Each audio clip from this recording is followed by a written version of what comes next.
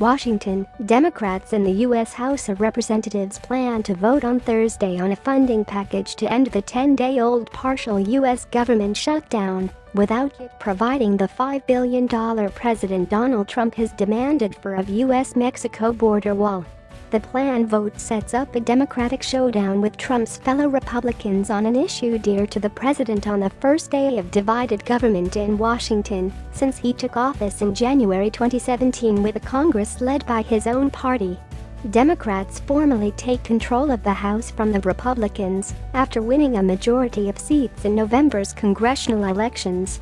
The two-part Democratic package filed on Monday in the House includes a bill to keep funding for the Department of Homeland Security at current levels through February 8 with no new wall funding, as well as a bundle of 6 measures worth nearly $265 billion combined that would fund the other shuttered agencies through the September 30 end of the current fiscal year. The two parts will be voted on separately on the House floor on Thursday, said Democrats, who will hold a 36-seat majority. If approved in the House, the funding package would go to the Republican-led Senate.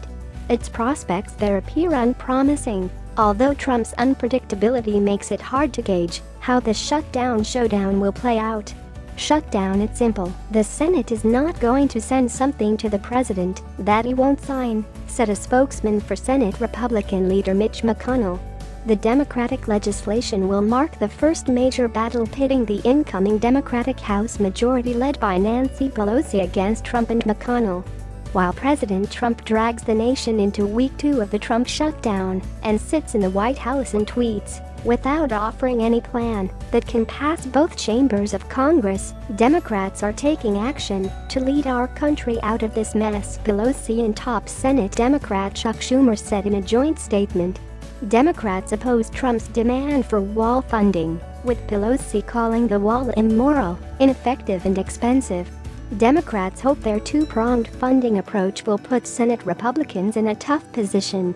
If they reject funding for departments unconnected to border security, Republicans could be seen as holding those agencies and their roughly 800,000 affected workers hostage to Trump's wall demand. Then they are complicit with President Trump in continuing the Trump shutdown and in holding the health and safety of the American people and workers' paychecks hostage over the wall, Pelosi and Schumer said in their statement. Non-border-related agencies include the Departments of Agriculture, Interior, Transportation, Commerce, and Justice. The Homeland Security piece of the package includes $1.3 billion for border fencing and roughly $300 million more for other border security items including cameras and technology. Democrats said the entire package is based on legislation that has already been passed by either the Senate or Senate committees. The shutdown, which began on December 22 and has idled roughly a quarter of the federal government, was precipitated by Trump's demand, under pressure from conservative commentators, that Congress approve $5 billion to help fund a wall that was a promise made in his 2016 election campaign. Trump has called the wall crucial to combating illegal immigration and drug trafficking. The Senate on December 21 failed to muster the votes needed to pass Republican-backed House legislation that included Trump's wall funding. Passage in the Senate would need at least some Democratic support to reach the 60-vote threshold required.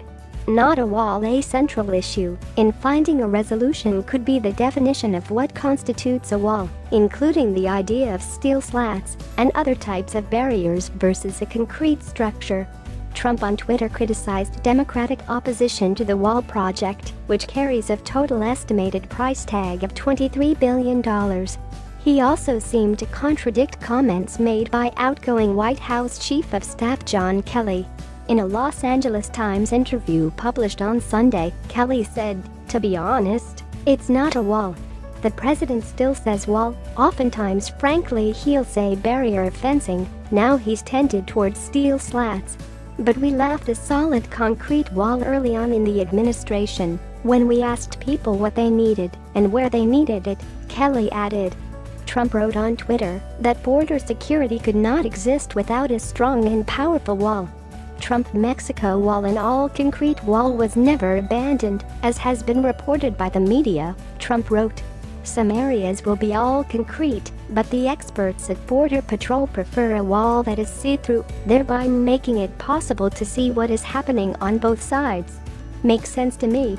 Trump, who canceled his vacation in Florida and has stayed at the White House during the holiday government shutdown, while First Lady Melania and their son Barron were at Trump's private estate Mar-a-Lago in Florida for New Year's Eve, said Democrats could have come over for talks anytime.